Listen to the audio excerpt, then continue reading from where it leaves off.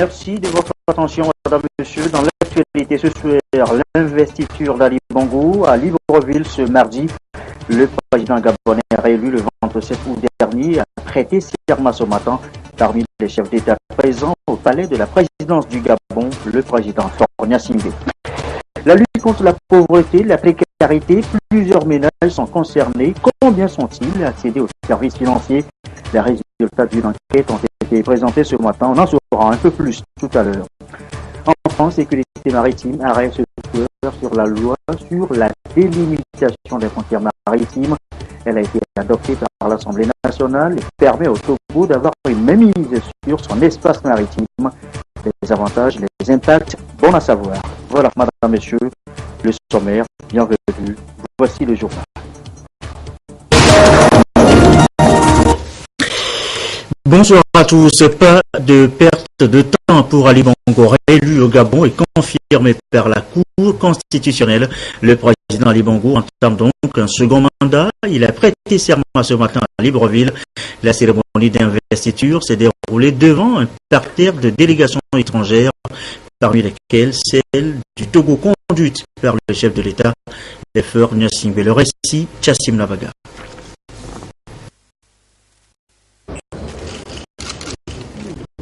C'est la Cour constitutionnelle réunie en audience solennelle qui a investi le président réélu du Gabon, Ali Bongo Ondimba, devant le peuple gabonais et plusieurs chefs d'État et de gouvernement, au nombre desquels le président de la République, Faure Gnassingbé.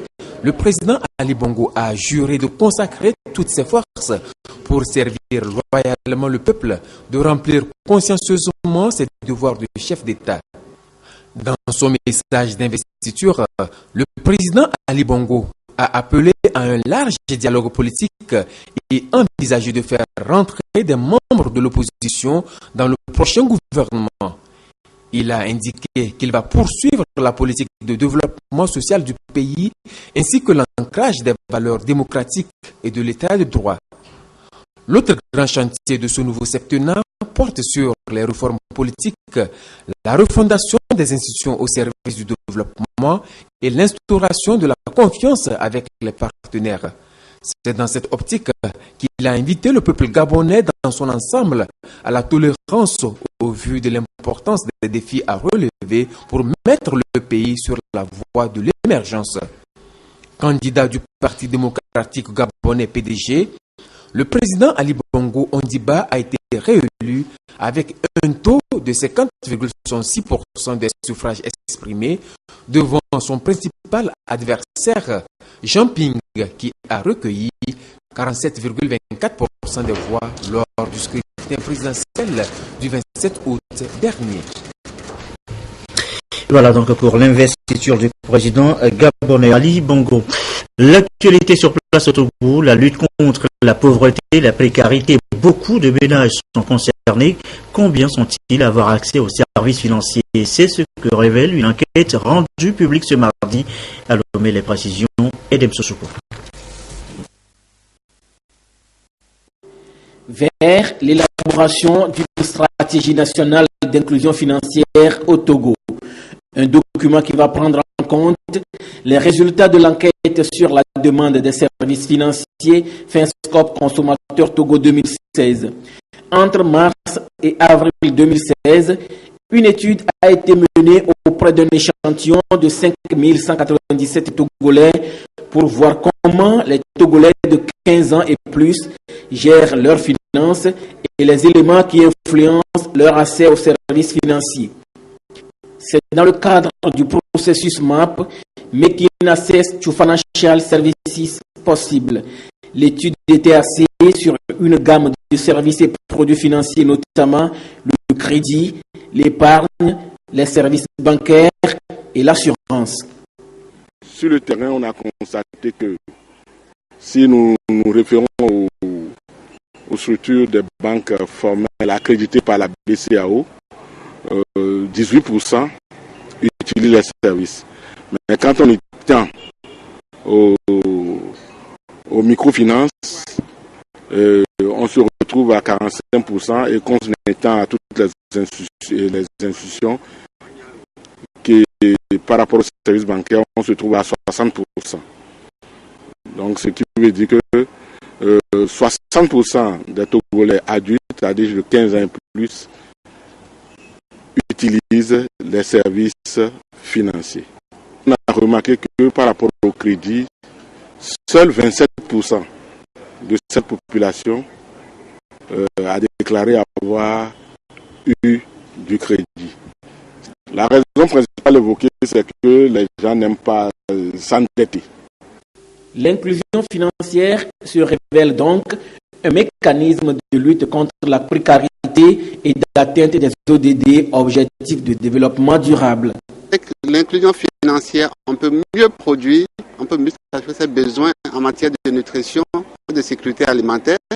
On peut payer les frais de scolarité avec la téléphonie mobile à distance pour les enfants. On peut payer les frais de santé avec la téléphonie mobile à distance aussi. Donc l'inclusion financière contribue énormément à l'atteinte des autres, notamment les questions de faim, les questions d'éducation, les questions d'accès aux énergies, la question de bien-être de manière générale. L'Union européenne soutient fortement cette enquête qui va permettre d'offrir un meilleur cadre de vie aux populations vulnérables, notamment les jeunes et les femmes. Le choix du MAP, de cet instrument, de ce diagnostic qui est performant et qui est très réaliste, très professionnel, très technique, nous semblait aussi une très bonne idée. Parce que nous étions convaincus que ça allait nous fournir des informations très valables qui vraiment reflétaient la réalité. Et pour le gouvernement, c'est la volonté manifeste de soutenir davantage et mieux les populations actives économiquement faibles. Le besoin d'insuffler une impulsion forte à la dynamique enclenchée et d'apporter une réponse plus complète, une réponse plus globale, une réponse institutionnelle à la problématique de l'exclusion. Ce besoin a conduit à la création du Fonds national de la finance inclusive, le FNFI, qui a été lancé en janvier 2014 par le président de la République. Ce fonds, qui relève d'une forte volonté politique affichée par le gouvernement togolais, devra nous permettre de faire un bond qualitatif dans le processus de développement, d'un développement plus inclusif et durable. Et il a ainsi mis en place, par l'intermédiaire des institutions de microfinance, des produits financiers au profit des populations ciblées, c'est-à-dire les pauvres, les plus pauvres, les femmes, les jeunes. Après 2 ans et demi d'activité, le FNFI a déjà permis à plus de 700 000 personnes de démarrer une activité génératrice de revenus dans différents domaines que sont l'agriculture, l'artisanat, le petit commerce, etc. Et aujourd'hui, le constat est clair. Des milliers de Togolais, de Togolaises sont devenus autonomes économiquement et participent activement à la croissance de notre pays. Près de 150 millions de francs CFA ont été mobilisés pour la réalisation de l'enquête.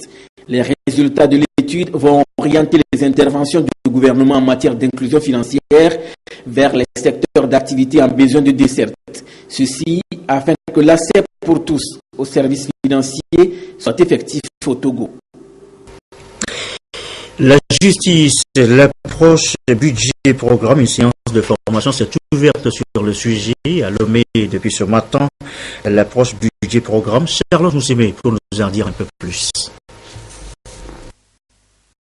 Les acteurs de la justice se forment sur l'élaboration du budget programme.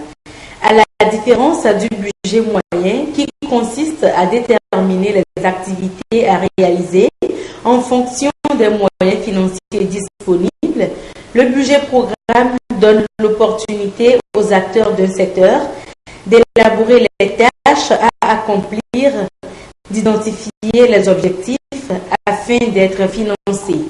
Le budget moyen se définissait pour une année.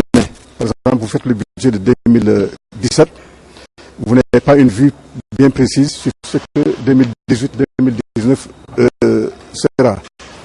Dans le cadre du budget programme, on a ce qu'on appelle la pluriannualité. On a une vue sur 3 ans, par exemple. Donc, ça permet d'avoir une visibilité beaucoup plus grande, de faire une articulation beaucoup plus cohérente entre ce qu'on réalise en 2017, ce qu'on va réaliser en 2018, ce qu'on va réaliser en 2019. Le budget en cours devra permettre au ministère de la Justice de réaliser les 3 prochaines années 2017-2019 les 4 principaux programmes retenus et d'atteindre leurs objectifs. Il y a d'abord le pilotage et le soutien du ministère de la Justice. Et ensuite, il y a l'administration et la gestion du système judiciaire. Il y a également l'accès au droit et à la justice. Et le 4e programme maintenant, c'est l'administration pénitentiaire. Il s'agit d'améliorer la gouvernance et le pilotage du système judiciaire, d'améliorer le fonctionnement des juridictions et de faciliter l'accès des citoyens aux droits et aux organes judiciaires. La présente session s'inscrit dans le plan du travail du programme d'appui au secteur de la justice, un programme de 3 ans à travers lequel l'Union européenne soutient le gouvernement togolais dans ses efforts de consolidation de l'état de droit. Charlotte Moussime, aujourd'hui s'est ouverte également à Lomé la semaine du jeune avocat. L'initiative est de l'Union des jeunes avocats du Togo. Ils entendent jouer pleinement leur rôle dans le processus de modernisation de la justice togolaise. Et pour eux, l'efficacité des chambres commerciales est un défi à relever. Ramdan Bassim. Les débats au cours de cette édition de la semaine des jeunes avocats portent sur les affaires commerciales, les réalités des chambres commerciales et les goulots d'étranglement à la rapidité de la justice commerciale. Il s'agira d'œuvrer aux côtés des magistrats et des greffiers pour le rayonnement des chambres commerciales. L'avocat joue un rôle central dès la naissance du litige jusqu'à l'exécution des décisions. Ceci étant, l'avocat doit être au centre de toutes les préoccupations. Donc, s'il s'agit essentiellement de nous réunir pour réfléchir sur les difficultés qui se dressent devant nous dans le fonctionnement des champs commerciaux. L'engagement du jeune avocat, c'est de tout faire pour faire avancer la justice togolaise. Créée depuis 1986, l'Union des jeunes avocats du Togo entend apporter sa contribution dans le processus de modernisation de la justice togolaise. Pour l'année 2016, elle a élaboré un vaste programme qui comprend l'organisation des consultations et des plaidoyers gratuits en faveur des détenus démunis et des caravanes de défense des droits de l'homme sur toute l'étendue du territoire national. Elle n'arrête pas de goûter, pas un seul jour depuis quelques jours maintenant où il ne pleut pas, des pluies diluviennes qui causent des inondations et autres dégâts ici et là. Le cas est bien connu au Togo. Comment gérer donc ces inondations, ces catastrophes en termes de dommages, pertes et besoins? Les experts nationaux plongent sur la question en séance de formation depuis ce matin. Les précisions de Douaré, Ramdan Bassina. Face aux nombreuses inondations que le Togo a connues, le gouvernement, avec l'appui financier de la Banque mondiale et du PNUD, a mis en place un système national de prévention des risques de catastrophes. En 2010, des noyaux d'experts nationaux ont été formés sur toute l'étendue du territoire national pour évaluer les dommages, pertes, besoins de relèvement et de reconstruction post-catastrophe. 5 ans après, les experts nationaux se remettent à niveau. Dans la mise en œuvre de ce projet de gestion intégrée des catastrophes et des terres, il était planifié que ce noyau qui avait été formé en 2010 soit quand même actualisé et voir, sinon remettre sur pied cette équipe et permettre de continuer cet exercice en cas de besoin. La réduction des risques de catastrophe demeure une priorité pour le gouvernement togolais. C'est pourquoi, avec ses partenaires techniques et financiers, il a été mis en place le projet de gestion intégrée des catastrophes et des terres PGICT pour renforcer la résilience des communautés, notamment dans plusieurs domaines. Cette formation qui cible les acteurs sectoriels et multisectoriels et qui permettra justement de couvrir les besoins de relèvement concernant les infrastructures, les habitats ou les logements, les coûts financiers de réparation, l'agriculture et les services sociaux. La gestion des catastrophes et la prise en charge des couches vulnérables nécessitent des actions concertées de tous. C'est pourquoi le ministère de l'Action sociale entend s'impliquer davantage dans ce processus pour des plans et stratégies de riposte efficaces. Notre département se propose de mettre en œuvre très prochainement le projet intégré de renforcement de la résilience des communautés victimes des catastrophes naturelles. Ce projet aura l'avantage d'impliquer plusieurs secteurs ainsi que les bénéficiaires eux-mêmes à toutes les étapes de sa réalisation. Les experts nationaux vont faire un aperçu de réduction des risques de catastrophes en général et ceux liés aux inondations en particulier. Ils vont tenir compte des spécificités de risques potentiels survenus au Togo afin d'accroître la maîtrise d'adaptation des principes d'évaluation post-catastrophe. Autre sujet évoqué maintenant, la rentrée scolaire, elle se prépare. C'est le 17 octobre prochain, c'est un rappel. Akara, inspecteur, conseiller pédagogique, directeurs centraux de l'éducation se concertent à l'ordre du jour de cette conférence les problèmes du système éducatif togolais. Akara, Nestor Moujou, notre bureau sur place.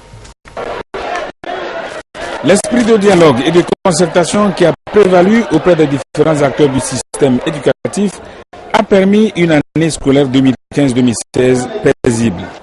Le climat de quiétude qui a régné doit être renforcé. C'est la préoccupation du gouvernement. Pour préparer la rentrée prochaine, il est envisagé une série d'activités à l'instar de cette conférence.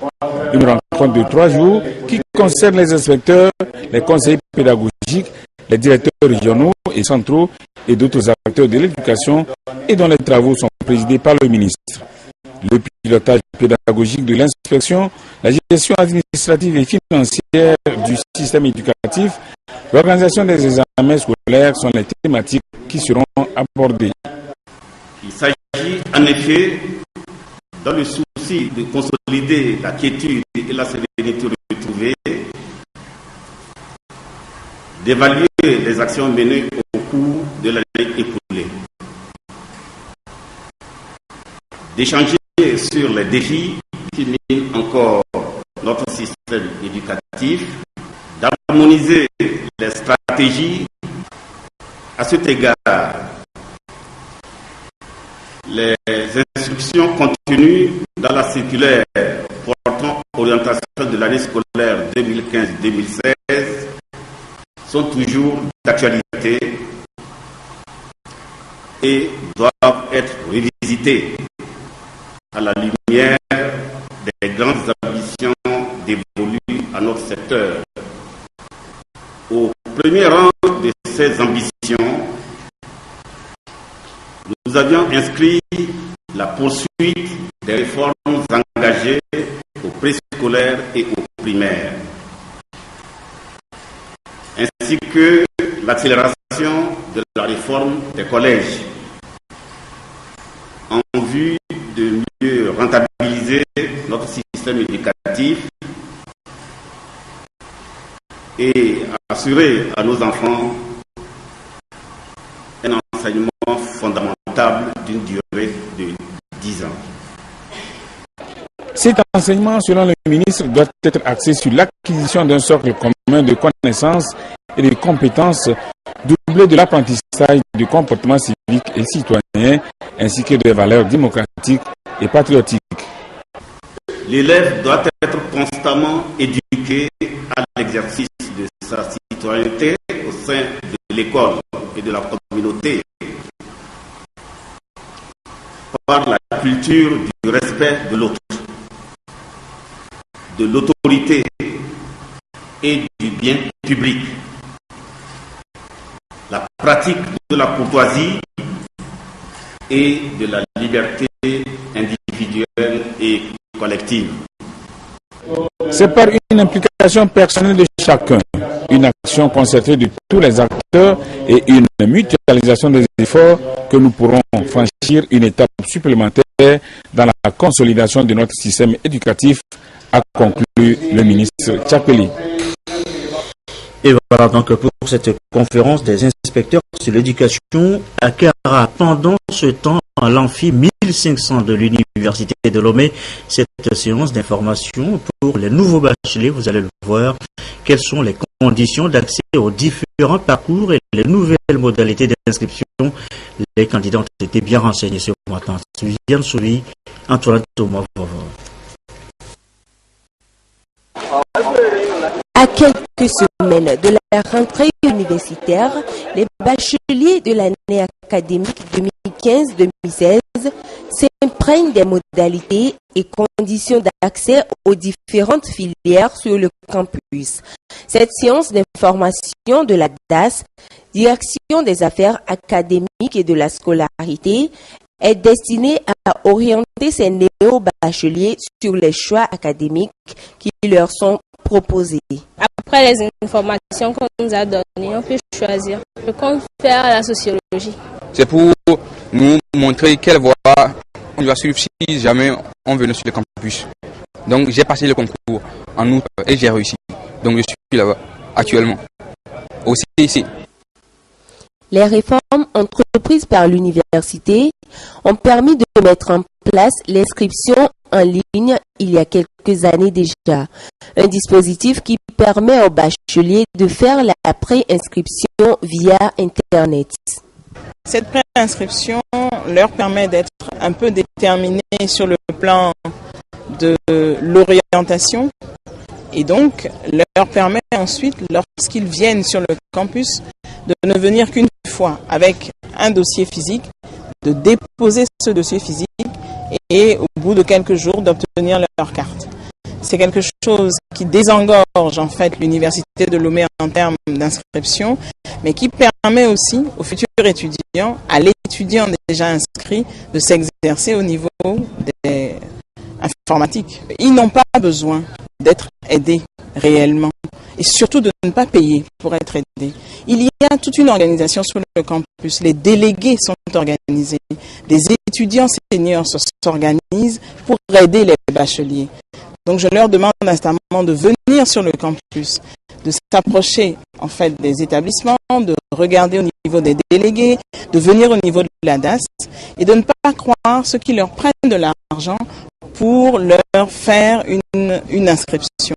Il faut qu'eux-mêmes sachent ce qu'ils vont faire et que les délégués, les étudiants qui sont déjà sur le campus puissent les aider. Cette année, nous sommes de nouveau au rendez-vous pour qu'ils puissent mieux comprendre la nouvelle dynamique dans laquelle ils vont entrer, mais aussi pouvoir s'inscrire selon leurs aptitudes. Les séances d'information se poursuivront dans les jours à venir dans la perspective de la rentrée universitaire prévue le 17 octobre prochain. Pensée, propriété intellectuelle pour mieux innover et entreprendre. Thème de discussion ce mardi entre les acteurs des PME, PMI, universitaires et instituts de recherche. L'Organisation mondiale de la propriété intellectuelle, initiatrice de la rencontre, entend montrer comment les innovations contribuent au développement de l'économie. Marceline Chakpala, Carmen Madjiaka. L'innovation se présente aujourd'hui comme un moyen de création de valeur ajoutée et de compétitivité pour les entreprises et le Togo mise justement sur la propriété intellectuelle pour développer son économie. Nous avons pensé qu'il serait bon d'unir justement les chercheurs et les petites et moyennes entreprises et petites et moyennes industries pour qu'elles comprennent l'intérêt qu'ils auraient à travailler ensemble pour justement permettre le développement de la recherche, mais au-delà du développement de la recherche au niveau du territoire togolais, mais pour répondre aux besoins du marché par une exploitation effective des résultats de la recherche au niveau du Togo. Pour mieux protéger la propriété intellectuelle, un ensemble de mesures a été mis en place au plan national depuis 2014. Le Togo est membre de l'Organisation africaine de la propriété intellectuelle. Et l'OAPI est l'Office national de propriété industrielle de l'ensemble de ses États membres. Donc, naturellement, les opérateurs économiques togolais ainsi que les chercheurs togolais peuvent protéger leur création, leurs actifs de propriété intellectuelle au Togo auprès de l'Institut national de la propriété intellectuelle du Togo, l'INPIT, qui est en fait la structure nationale de liaison de l'OAPI sur le territoire togolais. À l'issue de cette rencontre, PME-PMI, universités et instituts de recherche togolais devront être en mesure de créer un environnement propice à la production de nouvelles marques et de nouveaux modèles sur les marchés. Il est 20h23. Notre deuxième titre ce soir, la sécurité maritime. D'abord, le sommet de Lomé. Le rendez-vous est maintenant dans 18 jours. En attendant, arrêt ce soir sur la loi sur la délimitation des frontières maritimes. Elle a été votée, vous le savez, par l'Assemblée nationale. Le Togo dispose donc et gère désormais son espace maritime. Qu'est-ce qui a changé? Les avantages, les impacts dans ce dossier de la rédaction de signé Lucas.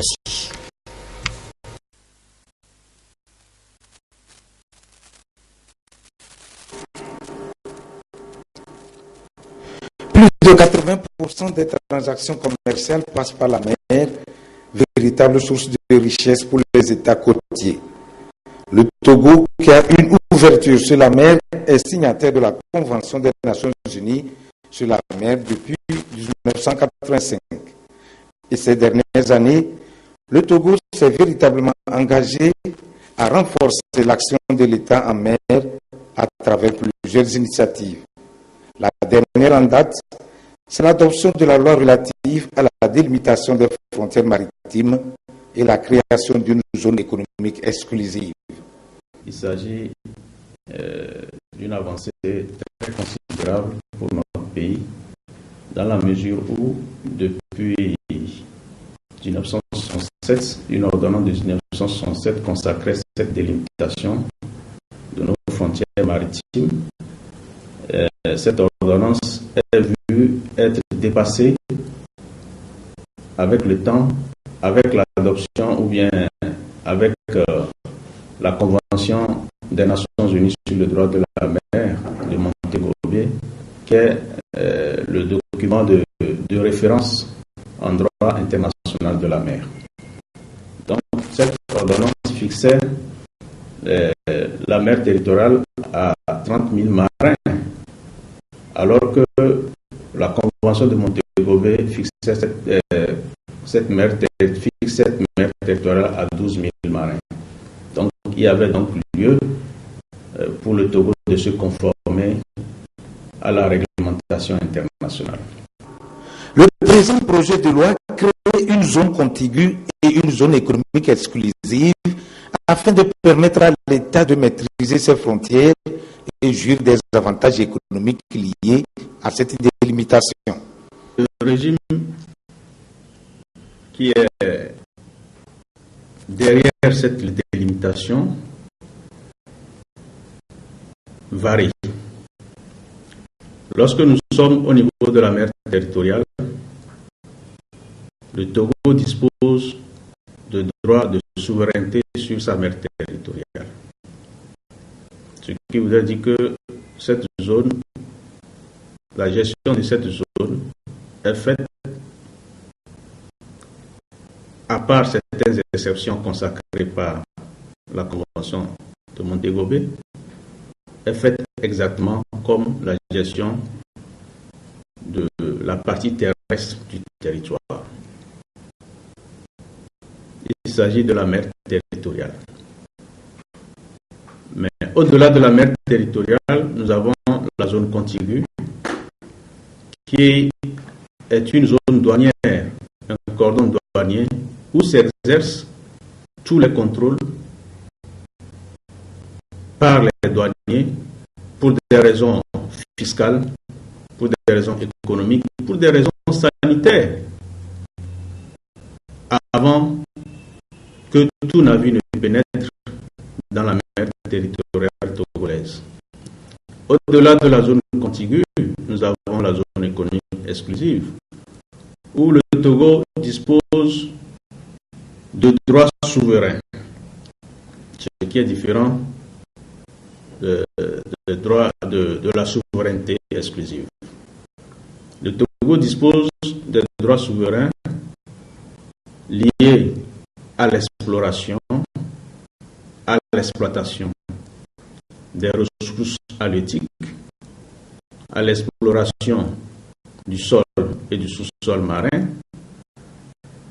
à l'exploration, à la recherche de toute autre ressource économique qui pourrait se trouver dans cette zone. Dans cet espace économique, l'État se réserve donc le droit d'explorer et d'exploiter les ressources qui y sont attachées et celui de lutter contre la piraterie maritime et les trafics illicites de tout genre. Tous les contrôles nécessaires pour empêcher toute activité illégale en mer, sous ces contrôles seront faits par l'autorité administrative compétente, soit par la marine, et comme aujourd'hui nous sommes dans le concept de l'action de l'État en mer, donc tous ces contrôles seront faits sous la coordination du préfet maritime, qui disposera des moyens des différentes administrations pour exercer le contrôle régulier et permanent contre toute activité illicite en mer. Donc cela permet de circonscrire le domaine d'action de notre administration maritime. En attendant l'adoption de ce projet de loi par l'Assemblée nationale, la délimitation des frontières maritimes se fera par voie de concertation conforme à la Convention des Nations Unies sur le droit de la mer. La délimitation va permettre non seulement à l'État de mieux exercer ses pouvoirs de police en mer, mais aussi les navires commerciaux convoyant leur approvisionnement se sentiront plus en sécurité dans les eaux togolaises, ce qui renforcera la compétitivité du port autonome de Lomé. À l'étranger, aux États-Unis, la confrontation était attendue. Elle a bel et bien eu lieu. Hillary Clinton et Donald Trump ont débattu sans détour pendant une demi-heure. Regardez. On sait de Donald Trump qu'il est un amateur des rings de boxe. Alors lorsqu'Hillary Clinton attaque, il rend coup pour coup. Donald était pour l'intervention en Irak. Faux. C'est prouvé. Faux. Faux. Et sur ce point, c'est Hillary qui a raison. Elle mène au point et ce n'est pas fini. Il y a quelques années, quand il a dû montrer ses impôts à l'État pour obtenir une ouverture de casino, on a bien vu qu'il n'avait payé aucun impôt sur le revenu. Le candidat marmonne que c'est ce qui le rend intelligent avant d'attaquer à son tour sur l'affaire des courriers électroniques qu'Hillary Clinton n'a jamais divulgué quand elle était secrétaire d'État. Je publierai ma feuille d'impôt contre l'avis de mon avocat quand elle aura publié ces 33 000 emails qui ont été effacés. En matière d'économie, le républicain prend l'avantage. Elle doit endosser le bilan d'Obama. Ça fait 30 ans que vous êtes en politique. Pourquoi vous n'y avez pas pensé avant? Un point pour Trump, mais Hillary s'en sort par l'humour, inhabituel chez elle. J'ai l'impression que je vais être jugé responsable de tout ce soir. Et pourquoi pas? L'homme d'affaires va perdre pied sur l'international. Elle a juste à rappeler certaines de ses déclarations. Donald pense que le réchauffement climatique est un canular lancé par les Chinois. En fin de débat, il fait référence aux récents problèmes de santé de la candidate démocrate, une remarque qui va lui revenir comme un boomerang. J'ai dit qu'elle n'avait pas l'endurance. Je ne crois pas qu'elle ait de l'endurance. Pour être présidente de ce pays, vous devez avoir une énorme endurance. Quand il aura voyagé dans 112 pays, négocier un accord de paix, un cessez-le-feu, la libération de dissidents et ouvert de nouvelles opportunités dans le monde, et même passer 12 heures à témoigner devant le Congrès, il pourra me parler d'endurance. Trump a coupé 29 fois la parole d'Hillary, elle ne l'a fait que 9 fois. Ce n'était franchement pas la soirée de Donald Trump. Dans le reste de l'actualité, de l'eau potable désormais pour les populations de Lavier, village de Cloto. L'ouvrage, un forage financé par le Conseil de l'Entente a été officiellement remis aux populations le samedi dernier. Nous reviendrons en image sur le sujet dans nos prochaines éditions. À Bavi, sur la route d'Anero, c'est le courant électrique qui a mobilisé les populations le week-end dernier. Les branchements illicites, la zone vie, le phénomène trop stop, c'est dangereux, semble leur dire la société qui promet l'extension de son réseau sur place. Christine Péché-Kialoudé. Il est situé à 28 km à l'est de Lomé. Ici, les branchements anarchiques communément appelés araignées sont constatés dans presque tous les coins. La compagnie d'énergie électrique du Togo veut mettre fin à ce système qui constitue un véritable danger public et faciliter l'accès à l'énergie électrique de façon légale. Les extensions sont déjà faites et d'ici les jours à venir, les besoins en électricité seront satisfaits. Une délégation de cette institution a fait le déplacement de cette localité et a entretenu la population sur le sujet. Elle est soutenue par l'association togolaise des consommateurs. Il y a quelques années, l'ATC n'a cessé de dénoncer cette pratique des toiles d'araignée. Parce que nous avions trouvé que c'est très dangereux, très dangereux pour la population. Aujourd'hui, ici, la CET a initié un projet de mettre fin à cette pratique. L'ATC ne peut que se réjouir. C'est l'occasion aussi de demander à toute la population si elles ont des problèmes, ces genres de problèmes de toile d'araignée, d'approcher la CET, d'approcher l'ATC et d'approcher aussi l'ARCE, qui est l'autorité de réglementation du secteur électricité. Agbavi compte environ 11 000 habitants. Le courant, selon le chef du village, est un des facteurs de développement. La démarche de la CET a été bien appréciée.